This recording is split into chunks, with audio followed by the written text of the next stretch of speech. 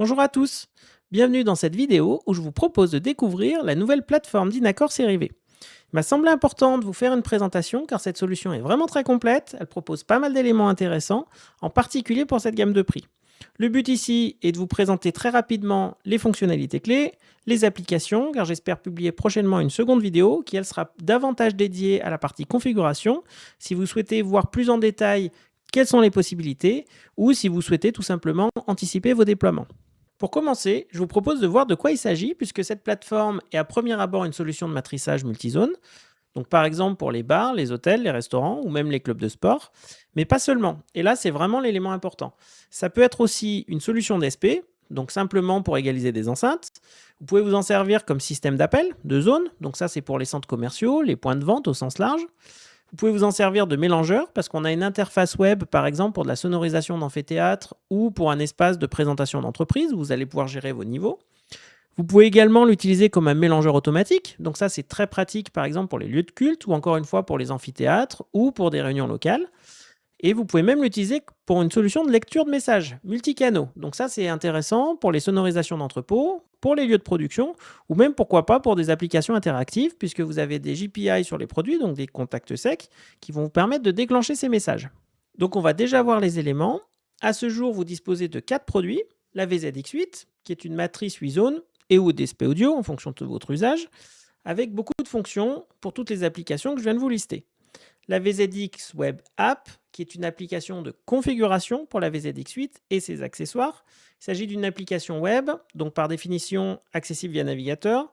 Elle est surtout très simple de compréhension. C'est à mon sens plus pour un usage de configuration que pour une interface utilisateur. Encore une fois à ce jour, si vous voulez regarder par vous-même, vous avez une interface de démo qui est accessible sur le site de Dynacor. Donc vous allez tout simplement sur le site de Dynacor en recherchant VZX Web App, vous avez une page produit. Et là, vous avez un lien qui vous permet d'accéder à cette interface de démonstration.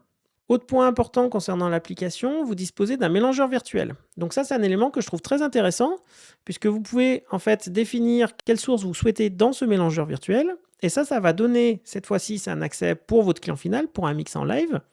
Et ça va vous permettre d'avoir des faders. Par exemple, si dans un espace, vous voulez mélanger 3 micros avec une source média ou d'autres entrées, c'est vous qui choisissez ce que vous mettez dedans, ça va vous permettre d'avoir une interface accessible par votre client pour mixer en live ce qu'il veut dans son espace.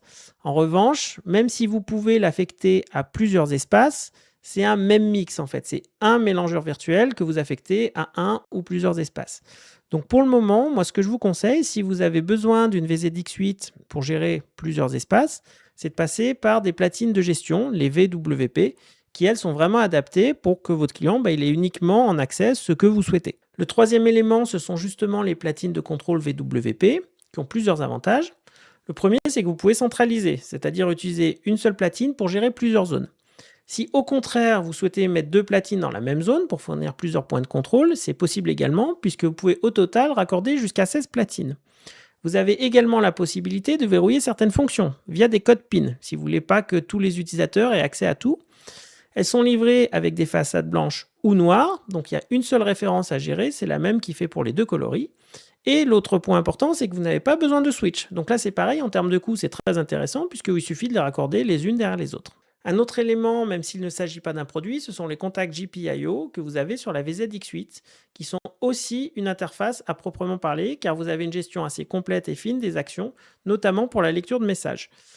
Enfin, vous avez les stations d'appel au format pupitre. Elles font bien entendu de l'appel différencié et vous pouvez en raccorder jusqu'à 8 dans la limite de 16 accessoires au total, donc stations et platines de contrôle. Voilà, donc je vous ai listé ici les principaux avantages. Vous voyez qu'il y en a quand même un certain nombre. Le premier, comme on l'a vu, c'est la configuration via l'application web qui est quand même simple d'appréhension. Le deuxième, c'est le fait de pouvoir gérer jusqu'à 8 zones. Donc ça va dépendre de votre configuration puisqu'en fait, vous pouvez faire aussi du stéréo sur ce produit-là. Donc selon comment vous définissez vos sorties, étant donné que vous avez 8 sorties, si vous prenez par exemple 2 canaux pour définir une sortie en stéréo, dans ces cas-là, ça va limiter bien entendu le nombre de zones que vous pouvez faire. Néanmoins, vous avez quand même l'avantage de pouvoir faire du stéréo. Le suivant, c'est que vous n'avez pas besoin de switch. Donc là, toujours pareil, dans une logique de réduction des coûts, vous avez juste à raccorder directement via une ligne vos platines de contrôle et vos pupitres d'appel si vous en avez sur le produit. Le point suivant, c'est que vous avez un DSP intégré, ce qui fait que vous pouvez vous en servir comme matrice avec DSP ou juste comme DSP d'ailleurs, selon ce que vous faites. Vous avez un auto-mixeur, vous avez un virtual mixer, donc ça on l'a abordé, on va le voir un petit peu plus en détail juste après. Vous avez également une librairie de presets haut-parleurs, donc ça vous pouvez regarder ça via l'interface de test. Je préfère que vous le regardiez parce que, étant donné que ça évolue en fonction du temps, comme ça vous permet de voir ce qu'il y a dedans.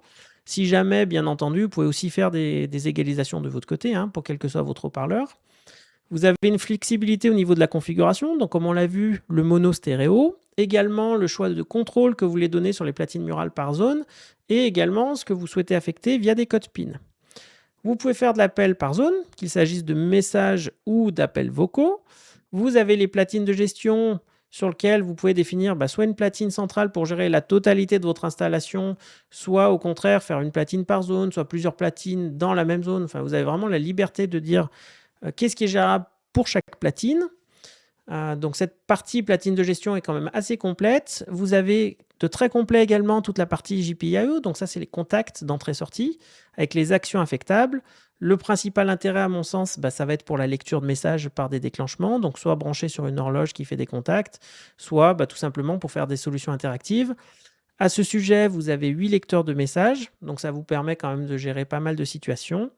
Vous avez une carte SD de 32 Go qui est incluse, donc il va pouvoir justement, en l'occurrence, stocker vos messages. Vous pouvez également l'utiliser pour de la lecture de musique, donc il faut faire un petit fichier de playlist, et ça va vous permettre d'utiliser le produit finalement un peu comme un standalone, puisque vous gérez tout avec votre matrice, en fait, tout simplement.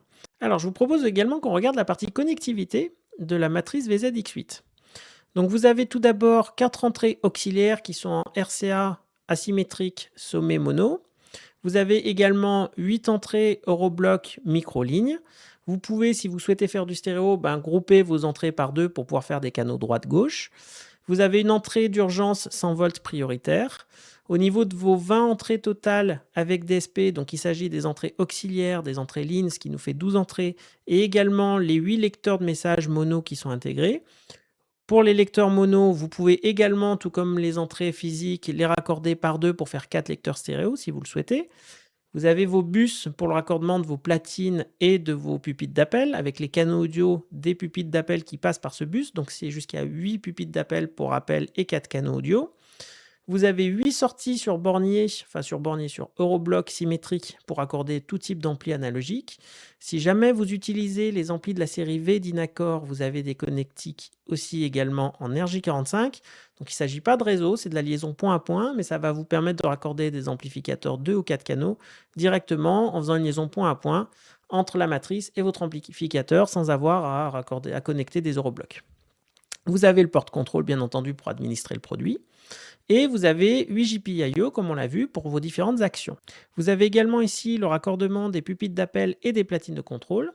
Comme on l'a vu ensemble, vous pouvez raccorder jusqu'à 16 éléments au total et jusqu'à 8 pupitres d'appel. Donc le nombre de platines de contrôle que vous allez pouvoir raccorder dépend simplement du nombre de pupitres d'appel que vous utilisez. Au niveau du raccordement, il n'y a pas de switch requis, donc ce qui va vous permettre d'économiser sur les coûts, comme nous l'avons vu. Et j'insiste sur ce point, vous ne devez pas utiliser de switch. Il ne s'agit pas d'équipement réseau, c'est une liaison point à point entre les différents éléments. Pour conclure cette vidéo, je vous propose de regarder le Virtual Mixer, car je pense que c'est un élément important. Vous avez, comme on l'a vu ensemble, la possibilité de choisir quelles sont les entrées actives sur votre Virtual Mixer. Donc mettons que je ne souhaite uniquement les 2 premiers micros média TV.